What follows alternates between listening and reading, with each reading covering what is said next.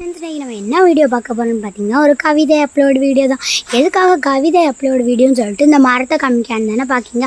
ஆமாம் ஃப்ரெண்ட்ஸ், இந்த மரத்தில் இருக்க பூக்களை வச்சு தான் ஃப்ரெண்ட்ஸ் நான் ஒரு கவிதையே உருவாக்கியிருக்கேன்.